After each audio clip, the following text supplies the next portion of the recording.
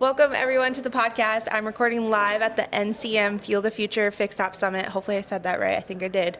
It's like a long, but is. It's really it's a lot really to remember. Good. Yeah.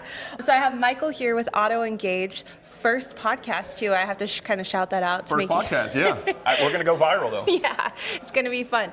How did you get here? Like what brought you here? Yeah, no, great question. So we have worked with some people at NCM. We have some contacts there, and we had the opportunity to be one of the sponsors to sponsor the notebook, and we wanted to be part of the first annual Fixed Ops Summit here in Kansas City. So that was kind of our road here. Yeah, that same here. I remember seeing the email and I was like, I would love to be part of that. That's so cool. And it's such a I saw the agenda, and I love the vibe with what they're doing. It's not super long form sessions. It's like we're all kind of just getting educated, but not drained. And for us too, especially a company that is 100% focused on fixed ops, to have an event focused on fixed ops, I mean, there's so much value there. Like NADA is great, but just thousands of people, it gets lost in the noise. So we love events like this that are focused on fixed operations and how to drive revenue in the service drive. Same here. I love when it's fixed. The other thing too, at NADA, it's like people tend to kind of run away from you. Yeah. And here it's like people are talking and coming up and asking questions. That's a great point. We said the same thing, right? At NADA, it's like, oh, please don't talk to me. We're here. People actually stop by the booth. Hey, tell me what you guys do. How can you help? So it's definitely a different vibe here for sure. Yeah. So tell me about Auto Engage, because this is the cool part about podcasting. I get to learn about so many companies and people. So what do you guys do? What started it? Just don't drain us.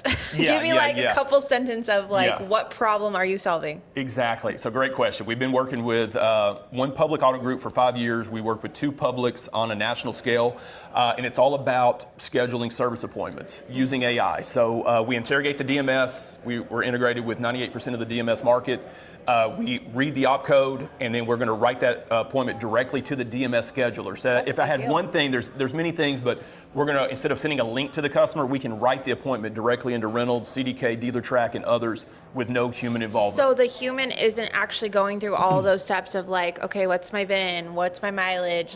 They're not having to do all of that? No, because it's reading the customer record directly out of the DMS, so it knows when it's proactively reaching out to a customer via text message, it knows the customer record, it knows the vehicle, it knows the mileage, it knows all that information. So it's having a conversation, it's reading capacity in real time, how many waiters and drop-offs, and then it's going to write that appointment directly into the DMS scheduler.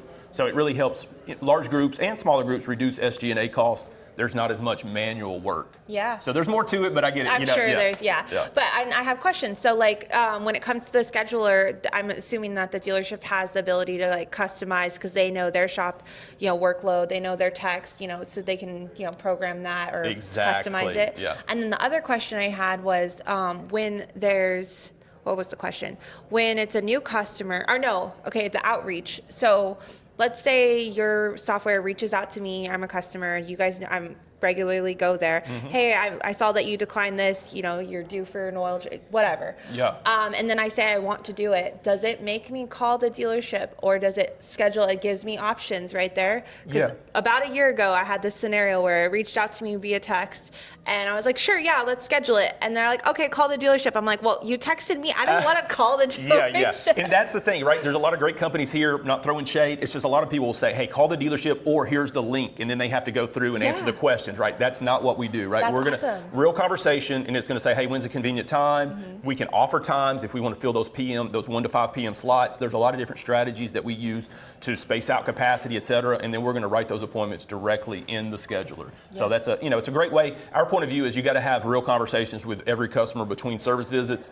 It gives dealers a way to automate that process. That's amazing. Mm-hmm. That's such a, not simple, but such a simple thing that you're solving. Yeah. And you mentioned decline services. That's the thing too. We do it on decline services, telematics, connected car alerts, recalls. It's kind of an all-in-one package on new and used sold, next service. And you can just run campaigns of these are all the declines, reach out and try to get them in the schedule. And that's the great thing about it as well, is that it's not really campaign. A lot of tools you have to upload lists, right? Yeah. We're interrogating the DMS daily based on certain criteria. So the team really doesn't have to do a lot, I'm not saying nothing, right? But it's an agent and employee of your dealership. So you want to train that agent like an actual employee of your store. Who is the one at the dealership that typically kind of owns this, tool, or is it the advisors, or is it the BDC? Or? It's usually, it depends, right? Yeah. Depending on, especially the groups that have a very in-depth BDC, larger groups that the BDC is very involved in service scheduling, they're obviously part of the conversation. A lot of stores, the service manager is the one that's really, that we're working daily with, right? Yeah. Daily, weekly, because we want to monitor. This is an employee, we want to train them, make sure they're giving the right answers, understand your capacities, and if there's capacity changes, et cetera. So we're really working with the service manager a lot. And what about parts? Parts, we are working on that, right? So it's always, we've been doing it 5 years. We are working on parts availability with some major DMSs, so that is on the roadmap for sure, because we know that is a huge thing, right? And that comes into the recall conversation as well, right? And we have strategies. I won't get into it here. If you guys are open to it, we'll talk about it. Yeah. But yes, that's on the horizon for sure. Cool. That's awesome. Sounds like you guys are on it, doing awesome things. And yeah, so what are some of the things that, being at this event, that you're looking forward to seeing, the presenters, things like that? Yeah. No, like I said, there's a lot of amazing companies here that are doing great things. Everybody's saying AI, everybody's using AI, but no, I'm interested to see what the competitors are doing, right? Because at the end of the day, it's going to help the dealers be better, right? And that's really what we're about, is that, hey, there's reasons to choose us, there's reasons not to choose us, right? Yeah. So it's like, I'm interested to see all the value that are being brought to dealer partners, and in the end, the end customer, right? Mm-hmm. If you want to grow customer pay, RO count, you got to provide an amazing experience to your customers, right? People expect now an Amazon experience. They're not comparing you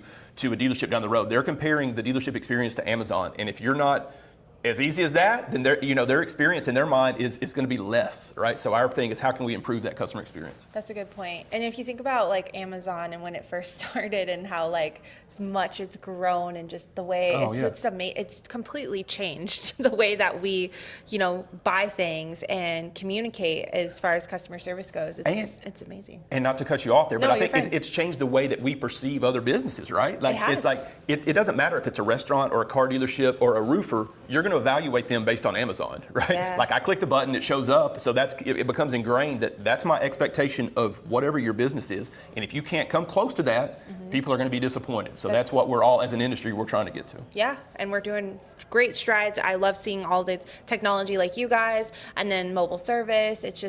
We're taking steps in the right direction and keeping up with other industries. So it's awesome to see. Well, thanks so much for coming on the podcast. Yes, thank you. All right.